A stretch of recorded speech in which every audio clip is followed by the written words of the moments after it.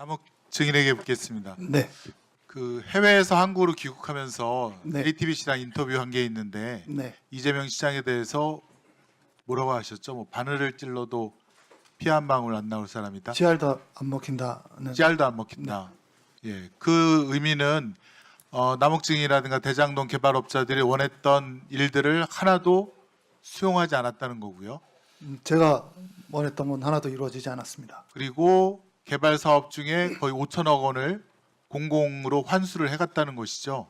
5,700억 정도 환수해 가셨고, 그건 대법원 판결을 통해서도 인정된 사실입니다. 그렇습니다. 그다음에 2010년도 그때로 가보면 원래 그 대장동 개발업자들은 민간 사업으로 하고 싶었는데 지금 성남 이재명 시장은 공공개발로 하려고 했고 그래서 성남 도시개발공사를 설립하려고 했는데 당시 성남시 의회가 한나라당 지금 국민의힘 시의원들이 다수였기 때문에 성남 도시개발공사를 설립하지 못한 건 맞죠. 네, 그래서 나중에 이제 민간 합동으로 어쩔 수 없이 절충적인 것으로 이렇게 시작이 된 것으로 그렇게 이해하면 되겠습니까? 네, 그렇습니다.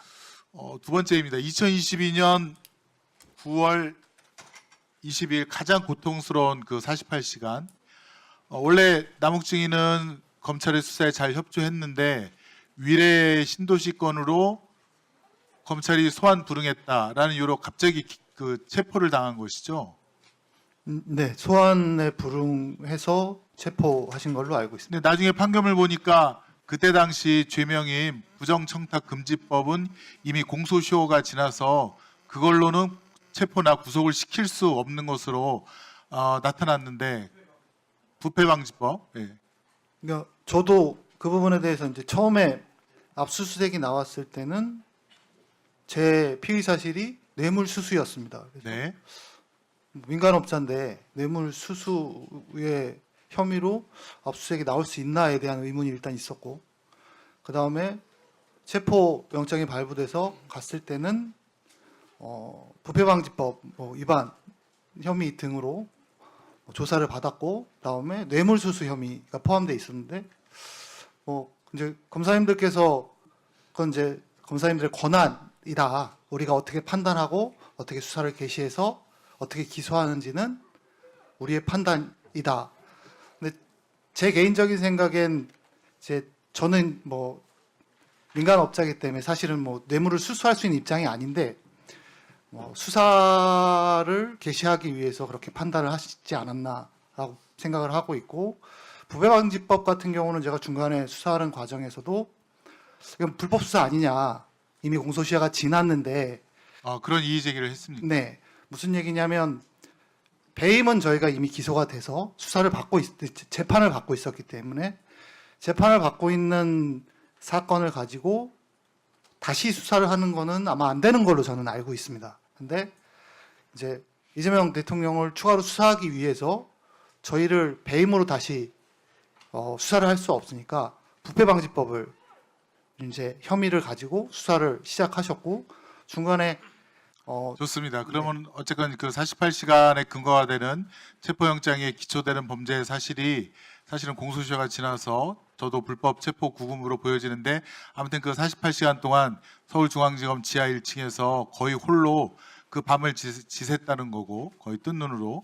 그다음에 그거 끝나고 나서는 이제 서울구치소로 이감을 했는데 그 사이에도 야간 조사를 14번이나 받을 정도로, 그다음에 귀가하는 시간이 새벽 2시에 귀가했다라고 자료 보니까 나오던데 그거에 대해서 좀 얘기해 주시겠습니까? 계속 밤늦게까지 계속 조사를 받았습니다. 그러면 목표는 뻔하다. 아까 뭐라 그러죠? 목표는 하나다. 하나다. 예, 다른 사람한테 관심 없다.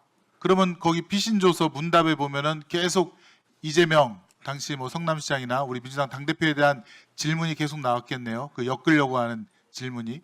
그렇게 기억하고 있습니다. 우리 남욱 증인도 변호사시니까 검찰의 의도가 뭔지는 일반인보다는 훨씬 쉽게 간파할 수 있었겠죠. 네, 그렇습니다.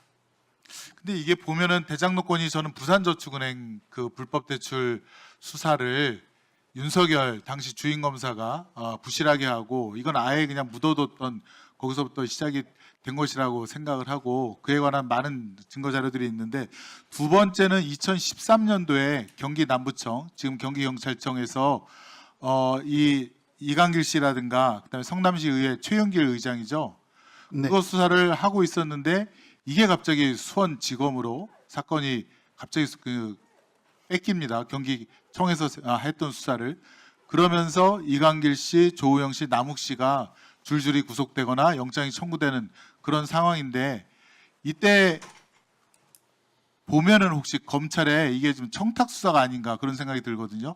대장동의 권리를 갖고 영업권을 가진 그런 이강길 씨라든가 또 남욱 씨를 이 수사에 의해서 제거하고 다른 사람이 대장동 이 사업권을 갖다가 갖고 오려는 의도가 있지 않은가 그런 생각이 드는데 본인은 어떻습니까?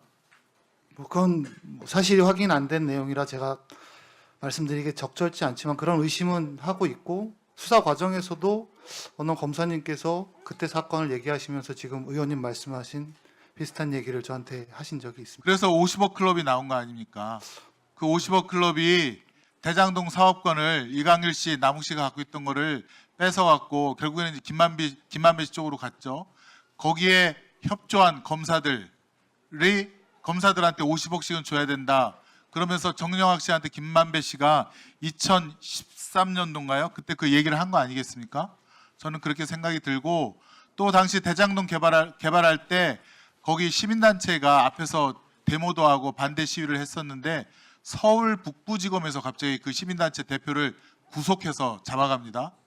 저는 깜짝 놀랐어요. 이게 성남 사건인데 왜 북부지검에서 가져가지? 그 사람을 구속시켜요.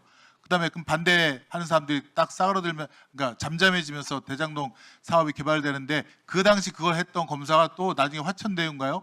거기로부터 자문료를 엄청 받아요 또 매달. 이 도대체 뭐냐 이게 도대체 대장동은 검사의 합작품 아니냐 그런 생각이 들어요. 이게 쌍방울이라는 게 있어요. 쌍방울 국가는 시작할 결심을 하고 막 했을 때 쌍방울 그룹에 사회에서 들어갔던 그 수많은 사람들 거기에 이남석, 양재식, 이건영 다 수천만 원씩 받고 수억씩 받고 사회에서 했던 사람들 다 쌍방울과 밑에만 관계가 있는 사람들 아닙니까? 근데 이 대장동도 박영수 특검이 변호사로 활동하고 또 녹취록 보면은 박영수와 양재식 검사 출신 변호사가 또 이름이 나옵니다.